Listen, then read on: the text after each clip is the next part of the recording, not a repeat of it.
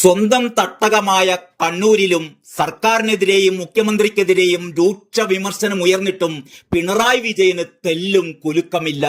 നട്ടുച്ചയ്ക്കും പാതിരാത്രിയാണ് എന്ന് പറഞ്ഞാൽ കയ്യടിച്ചംഗീകരിക്കുന്ന അനുയായികളായ അടിമക്കൂട്ടങ്ങളും ചാനലുകളിൽ അന്തിച്ചർച്ചയിൽ വന്നിരുന്ന് പിണറായി പറഞ്ഞതാണ് ശരി എന്നൊരു ഉളുപ്പുമില്ലാതെ ന്യായീകരിക്കുന്ന ന്യായീകരണ തൊഴിലാളികളും ഉള്ളപ്പോൾ പിണറായിക്ക് എന്താണ് പേടിക്കാനുള്ളത്?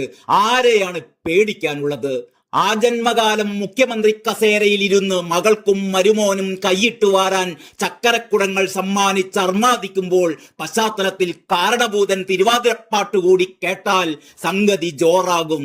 ലോകത്തിലെ ഒരു ശക്തിക്കും തന്നെ തളയ്ക്കാൻ പറ്റില്ലെന്ന മൂഢവിശ്വാസത്തിൽ സ്വേച്ഛാധിപത്യത്തിന്റെ മൂർത്തരൂപമായി മാറിയിരിക്കുകയാണ് പിണറായി വിജയൻ.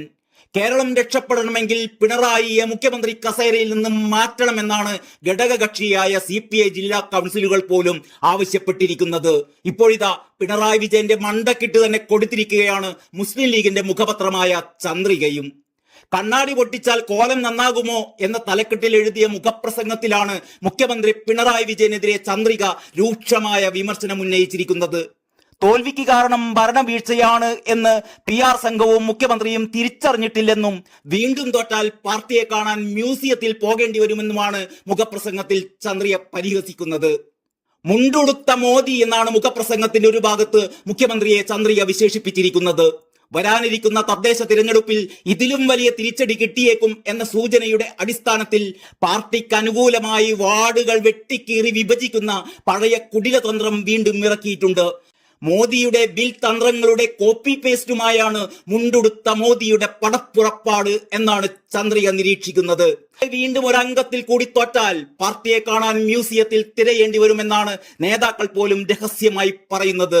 മുഖപ്രസംഗത്തിൽ പറയുന്നു, CPM-നൊപ്പം നവോത്ഥാനം എന്ന് പറഞ്ഞ് നടക്കുകയും വാതുറന്നാൽ വർഗീയത പറയുകയും ചെയ്യുന്ന വെള്ളാപ്പള്ളി നടേശൻ CPM-ലെ ഈഴവ വോട്ടുകൾ സംഘപരിവാറിലേക്ക് ഹോൾസെയിലായി എത്തിക്കുന്ന പാലമാണെന്ന തിരിച്ചറിവ് നവോത്ഥാനം അതിൽ കെട്ടാൻ കരാർ നൽകിയ പിണറായിയും പാർട്ടിയും ഇപ്പോഴും തിരിച്ചറിഞ്ഞിട്ടില്ല.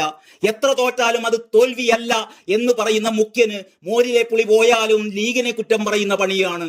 അതാവുമ്പോൾ യാതൊരു അന്തവും കുന്തവുമില്ലാത്ത സഖാക്കൾ ആഹാ ആഹാ വിളിച്ച് കൂടെ നിന്നോളുമെന്ന് ടിയാനും അറിയാം. സ്വന്തം മുഖം വികൃതമാക്കിയത് തിരിച്ചറിയാതെ മറ്റു പാർട്ടികളുടെ മുഖം വികൃതമാണ് എന്ന് വിളിച്ചു പറയുന്നത് മാത്രമാണ് ആകെ നടക്കുന്നത്. പ്രശ്നമുണ്ടാകുമ്പോൾ അത് കാണിക്കുന്ന കണ്ണാടി കുത്തിപ്പൊട്ടിക്കലാണ് ഹീറോയിസം എന്ന് കരുതുന്നവരോട് ജനം ഇതിൽ കൂടുതൽ ചെയ്താലും അത്ഭുതപ്പെടേണ്ടതില്ലെന്നും മുഖപ്രസംഗത്തിൽ പറയുന്നു.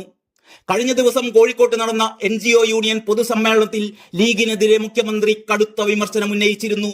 ലീഗിന്റെ മുഖം നഷ്ടപ്പെട്ടുകൊണ്ടിരിക്കുകയാണ് എന്നും ലീഗിന്റെ മുഖം ജമാഅത്തെ ഇസ്ലാമിയുടെയും SDPI-യുടെയുമായി മാറി എന്നുമായിരുന്നു മുഖ്യമന്ത്രിയുടെ കഴിഞ്ഞ ദിവസത്തെ വിമർശനം.